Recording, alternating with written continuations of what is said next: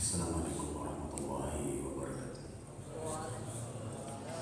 Alhamdulillah Bapak Ibu saudara sekalian, kita berada dalam keadaan baik, dalam keadaan sehat. Selesai melakukan ibadah kita, salat subuh, semoga menjadi penambah pemberat timbangan kebaikan kita di sisi Allah Subhanahu wa Ta'ala. Tidak lupa kita bersalawat kepada Nabi kita, Nabi besar Muhammad Sallallahu Alaihi Wasallam. Bapak Ibu sekalian, kesempatan subuh ini insya Allah kita sama-sama akan mempelajari 2 ayat di surah Al-Kahfi. Mudah-mudahan bisa kita mendapatkan beberapa pelajaran. Allah Subhanahu Wa Taala berfirman, "Wala taqulanna li syai'in inni fa'ilun dzalika ghadan illa an yasha Allah. Wadhkur rabbaka idza nasita wa qul asa an yahdiyani rabbi li aqrab min hadha rasyada." Allah mengatakan, "Wala taqulanna li syai'in inni fa'ilun dzalika ghadan." Jangan sampai kalian mengucapkan satu kalimat yang isinya janji bahwa saya akan melakukan ini dan itu, kecuali kalian mengiringi kalimat janji itu dengan insya Allah. Wadhkur rabbaka idza nasita, dan sebutlah nama Tuhanmu jika engkau lupa. Wa qul asa ayyadiyani rabbi, dan ucapkanlah doa, semoga Allah selalu memberikan saya hidayah bi aqrab min hadza rasyada, supaya saya lebih dekat dengan petunjuk-petunjuk Allah Subhanahu wa Ta'ala. Saudara sekalian, Allah memerintahkan ayat ini secara khusus kepada Nabi sallallahu alaihi wasallam dan untuk kita semua secara umum dari umat Muhammad untuk jangan sekali-kali, karena pakai nun taukid, wala taqulanna, jangan sekali-kali mengucapkan janji, baik janji itu datang dari kita atau disebabkan karena permintaan orang, kecuali kita mengiringi kalimat itu dengan kalimat insya Allah. Perintah ini adalah perintah sunnah, tetapi kalau kita telusuri beberapa hadis Nabi SAW berkaitan dengan insya Allah, kita akan dapatkan beberapa faedah dan efek yang kurang baik akan menimpa ketika seseorang tidak mengiringi janjinya dengan insya Allah. Mari kita dengarkan 1 atau 2 hadis. Yang pertama adalah Nabi SAW menyebutkan tentang Nabi Sulaiman, bahwa suatu saat Nabi Sulaiman berjanji dengan mengatakan, "Inni la'atufanna ala nisa'i hadhihi al-laila." Sungguh, kata Nabi Sulaiman, aku akan mentawafi istri-istri saya malam ini. Wa kullu wahidatin minhunna, dan setiap dari istri saya itu akan melahirkan, maksudnya harapannya melahirkan anak-anak yang akan berjihad di jalan Allah. Sayangnya dia lupa bilang insya Allah. Bapak Ibu bisa bayangkan, Nabi Sulaiman, Nabi yang sangat kuat itu, berkata sekali lagi, saya akan mentawafi istri saya, dan disebutkan dalam riwayat istri beliau jumlahnya 60. Dibayangkan Pak, dan semua paham apa makna tawaf. Saya akan mentawafi istri saya malam ini, yang dalam riwayat 60 orang, dalam riwayat yang lain 90 satu malam. Dan itu memberikan satu gambaran bahwa memang limit waktu di zaman dulu itu dalam ukuran jam sama 24 jam dengan kita sekarang, tetapi nampaknya memang agak panjang zaman dulu itu. Dan kita yang umur 50 tahun Pak ke atas masih ingat, kita masih kecil-kecil seperti ini. Saya masih ingat saya besar di Masjid Raya. Salat maghrib, salat sunnah, saya mengaji dulu sama Pak Ustadz. Terus nanti kita main bola. Itu masih sempat habis main bola dikasih makan donat. Sebab kebetulan guru mengaji saya itu saudaranya yang penjual donat di depan Masjid Raya. Dan itu banyak. Kita kembali. Saya akan mentawafi istri saya yang jumlahnya puluhan itu. Saya berharap setiap dari istri saya itu melahirkan anak-anak yang akan berjihad di jalan Allah. Sayangnya dia lupa bilang insya Allah. Apa yang terjadi?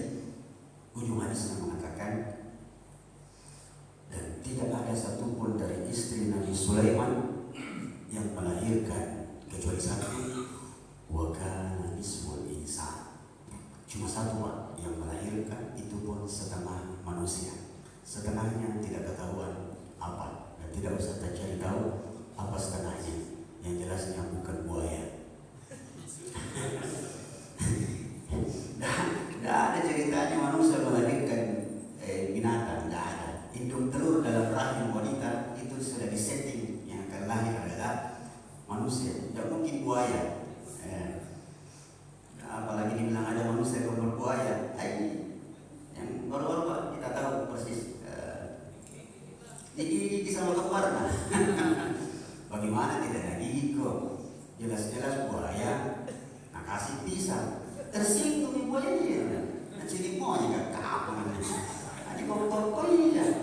Nah itu juga salah. Itu sebuah pemahaman yang sebenarnya harus direvisi, tapi nampaknya dia akan selalu ada sampai hari kiamat yang begitu-begitu. Alhasil itulah hukuman yang diberikan Allah kepada Nabi Sulaiman. Perintahnya perintah sunnah Ustaz, betul. Tetapi orang-orang yang dekat dengan Allah itu tegurannya cepat. Tegurannya cepat untuk menjaga mereka. Kita lihat kasus satu lagi tentang Nabi SAW. Dan itu pernah menimpa juga Nabi SAW, di mana pernah ada utusan dari orang-orang Quraisy bertanya kepada Nabi dengan 3 pertanyaan. Dan beberapa riwayat ini satunya Nabi ditanya tentang siapa manusia yang pernah mengelilingi timur dan barat. Kemudian siapakah pemuda yang pernah tidur di gua 309 tahun. Kemudian apa itu ruh.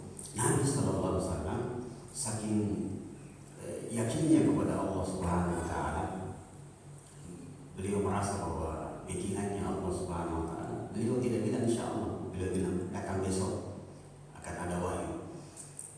Dia lupa bilang insyaallah, akhirnya wahyu tidak turun-turun. Dan itulah hukuman untuk orang-orang sekelas Nabi sallallahu alaihi wasallam. Kalau kita lain Pak. Kalimat insyaallah, saudara sekalian, kenapa kita membutuhkannya dan bahkan Allah memerintahkannya? Sebab ketika seseorang terlatih untuk mengucapkan kalimat insyaallah untuk setiap janji, itu akan membuat dia mendapatkan keberkahan. So, orang yang selalu bilang insyaallah itu dia punya ketergantungan kepada Allah Subhanahu wa taala, dan itulah akan menjadi sebab Allah akan membantunya dan akan memberkahi ya setiap usaha dan upayanya. Sayangnya Bapak Ibu jamaah sekalian, saya pernah bawa jamaah dari Jepang, jamaah haji orang Indonesia tapi kerja di Jepang sekitar tahun 2006. Saya diamanahkan oleh Ustaz Zaitun untuk bawa jamaah beliau dulu kerja di Jepang, dosen. Saya mendapatkan banyak pelajaran dari orang Jepang, intinya tentang insyaallah. Dan sebenarnya kalimat ini sudah lama saya dengar sebelum saya bawa mereka, bahwa jamaah sekalian, katanya orang Jepang itu sangat tidak suka kalau kalimat insyaallah itu disebut oleh orang Indonesia. Orang Jepang tidak percaya sama orang Indonesia kalau bilang insyaallah. Kenapa? Karena insyaallah orang Indonesia itu tidak betulan. Itu artinya enggak janji deh. Datang di pengajian besok. Nah, insyaallah. Besoknya ternyata dia tidak datang. Ditanya dia malamnya, kenapa tidak datang pengajian? Kan bilang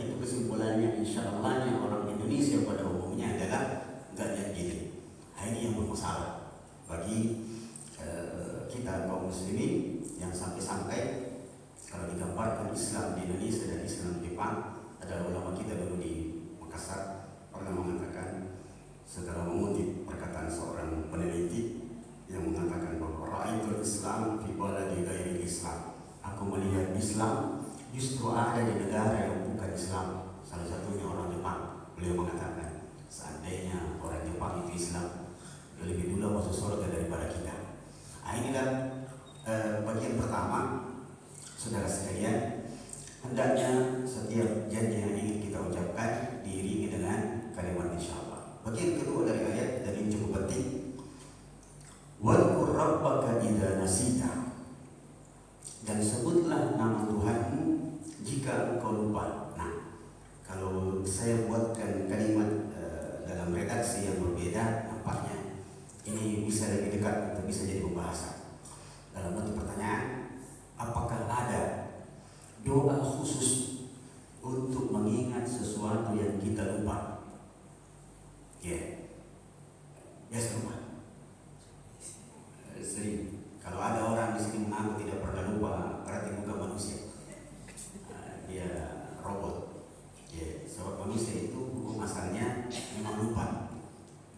Dan manusia pertama yang lupa adalah Adam alaihissalam. Jadi Adam itu dikasih umur oleh Allah 1000 tahun. Ketika diperlihatkan oleh Allah calon keturunannya, dia lihat ada satu cahaya. Maka Adam mengatakan kepada Allah, "Man hada? Siapa itu ya Allah?" Allah mengatakan, "Itu cucumu nanti bernama Daud." Maksudnya Nabi Daud. Lalu Adam mengatakan, "Kam tu'ti umur? Berapa umur yang kau berikan kepada cucuku itu?" Nabi Daud. Allah mengatakan 60 tahun.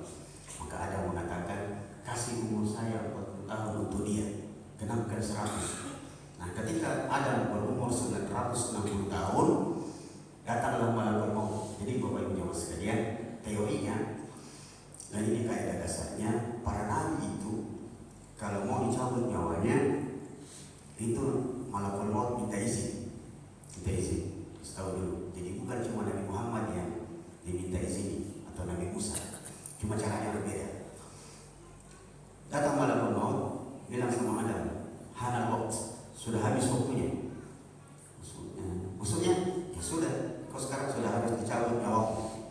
Maka Nabi Adam mengatakan, "Bukankah masih tersisa umurku 40 tahun?" Ternyata dia lupa bahwa umurnya yang 40 tahun sudah disedekahkan kepada Nabi Daud. Sejak itulah Nabi Adam lupa dan kemudian menjadi tabiat manusia sampai hari kiamat, dia akan lupa. Jadi tidak ada yang tidak lupa. Dan salah satu keuntungan lupa, Bapak Ibu jamaah sekalian, adalah alhamdulillahnya kita itu dengan lupa itu bisa membantu kita khusyuk di dalam sholat.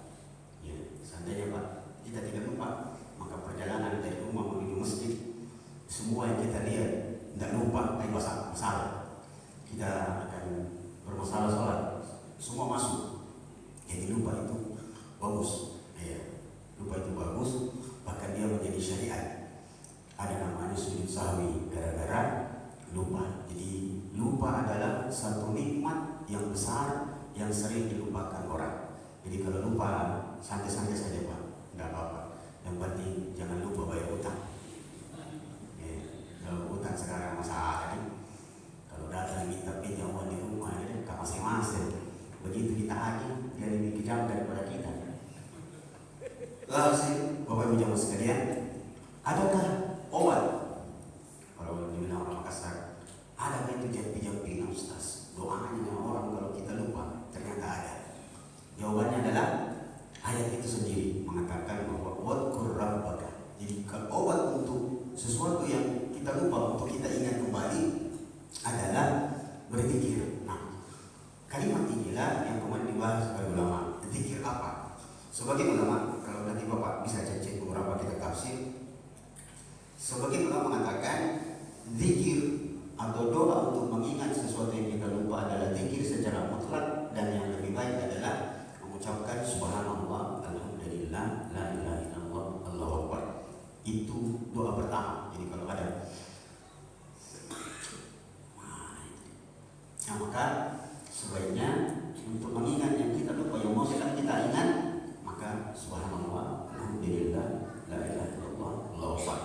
Itu cara pertama. Yang kedua, disebutkan bahwa doa untuk mengingat sesuatu yang lupa, ternyata guru-guru mengaji TKTPA pasti hafal ini. Anak-anak kita hafal. Itu doa yang biasa diajarkan guru mengaji kepada anak muridnya. Allahumma dzakirna minhu ma nasitu wa 'allimna minhu ma jahiltu. Itu sudah doa untuk mengingat sesuatu yang lupa. Tetapi ada doa, ada cara untuk mengingat sesuatu yang lupa yang Nabi sendiri bilang, cuma disebutkan dalam Sunan Abi Daud, dan ulama mengatakan hadis yang dhaif, tetapi dia bisa digunakan, yaitu bersalawat. Jadi kalau ada sesuatu yang kita lupa, bersalawat. Dan ini hadis Rasulullah SAW mengatakan, idza nasitum syai'an fasallu alayya tadkuruhu insyaallah. Coba subhanallah, Rasulullah mengajar kita sesuatu, di ujung kalimatnya masih ada kalimat insyaallah. Jika kalian lupa sesuatu, maka bersalawatlah kepadaku, engkau akan ingat sesuatu yang kau lupa itu. Tapi Nabi menutup dengan kalimat insyaallah. Jadi salah satu obat untuk mengingat sesuatu yang kita lupa adalah bersalawat. Tapi saya ada pengalaman, Pak. Saya tambahan sedikit. Obat untuk mengingat sesuatu yang lupa adalah bersalawat ditambah dengan istighfar. Saya ada pengalaman pribadi. Kalau saya tidak salah, sekitar tahun 2002, saya waktu itu semester 6 di Madinah. Kalau di Saudi itu malam dengan siang itu bisa kentara sekali, bahwa malam yang panjang atau siang yang panjang. Saya ingat waktu itu kayaknya malam agak panjang, Pak. Jadi saya ujian jam 8 pagi, malam saya belajar, habis sholat subuh karena kecapean saya pergi tidur. Karena saya tinggal di asrama dalam kampus, dekat dengan ruang kuliah. Ketika saya bangun itu sudah hampir jam 8. Akhirnya karena buru-buru saya pergi bangun, cuci muka, langsung pergi masuk kelas. Saya masuk kelas, bayangkan, Pak, karena orang ujian di Saudi itu mirip anak sekolah di sini. Satu kelas, per kelas kita ujian, dan hebatnya aturan di sana itu luar biasa. Tidak ada kemungkinan untuk menyontek, apalagi kerjasama, karena di depan, di belakang, samping kanan, samping kiri yang berjarak. Kemudian mereka adalah orang-orang yang tidak sekelas dengan kita, tidak selevel juga dengan kita. Sayangnya waktu itu Bapak Ibu sekalian, lembar jawaban, lembar soal sudah sekitar 15 menit kira-kira berlalu waktu, saya tidak bisa jawab. Yang ada dalam lembar jawaban saya cuma 2, nama dan nomor induk mahasiswa. Selesai. Tak ada bisa saya jawab. Akhirnya saya gelisah. Belok kanan, balik kanan, menoleh ke kanan, ke kiri. Nah di sana itu ujian tidak boleh menoleh kiri dan kanan. Cuma diizinkan kita menoleh ke atas atau ke bawah. Karena saya gelisah, saya jawab ini sudah seperempat jam tidak ada bisa dijawab ini. Datang pengawas. Dia bilang, tadi mau coba-coba nyontek ya? Saya bilang, bukan kebiasaan saya, Syekh. Itu sudah pegang pulpen merah, itu bahaya. Kalau dikasih gini-gini sudah coret, error. Saya bilang, saya tidak nyontek, Syekh. Apa juga, tidak ada buktinya saya mau nyontek. Cuma saya gelisah doang. Nah itu tadi kenapa mau gelisah? Nah, saya tidak bisa jawab. Kata Syekh waktu itu, kau belajar dari mana? Saya bilang, alhamdulillah belajar sih, tapi entah ini tadi saya tidur. Saya bilang sama saya, pengawas itu mengatakan, kau duduk saja di situ, tenang, jangan gelisah begitu, kau banyak-banyak beristighfar dan bersalawat. Jadi saya alhamdulillah, itu kan agak cukup lama, sekitar 10 sampai 10 menitan. Saya Pak, dia saja. Astagfirullah, Allahumma salli. Begitu terus, alhamdulillah, ya, tidak lama kemudian jawabannya muncul dan saya bisa menjawab pertanyaan di ujian itu. Jadi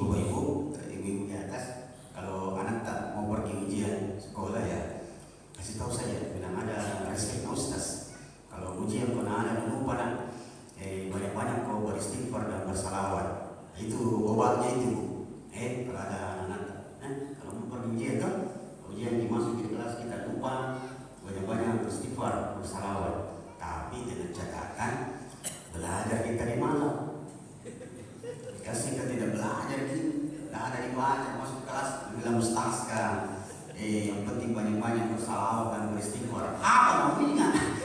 Tidak belajar dari mana? Nah ini juga hal yang penting untuk kita pahami. Alhasil, Bapak Ibu jamaah sekalian, itu obat untuk mengingat sesuatu yang kita lupa. Ada satu hal yang sering kita diajari oleh Pak Kiai zaman dulu, bahkan orang-orang tua kita. Kalau ada yang lupa, nggak mau mengingat, gampang itu, gampang sekali. Pergi sholat, sholat. Pakai telinga. Oh, baru saya tahu. Apa ini Pak? Apa hubungannya telinga dengan mengingat?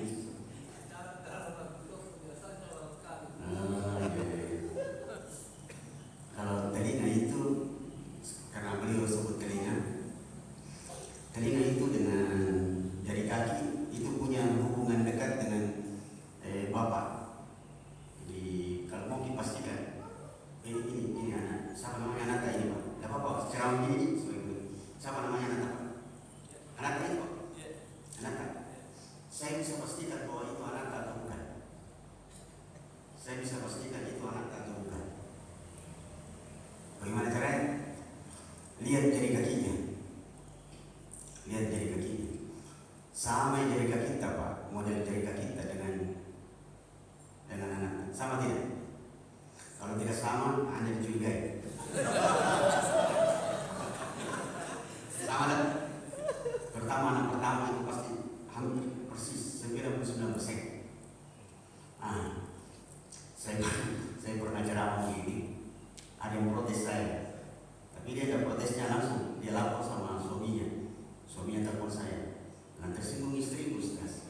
Karena kita suruh periksa kakinya anakku dengan saya sama atau tidak.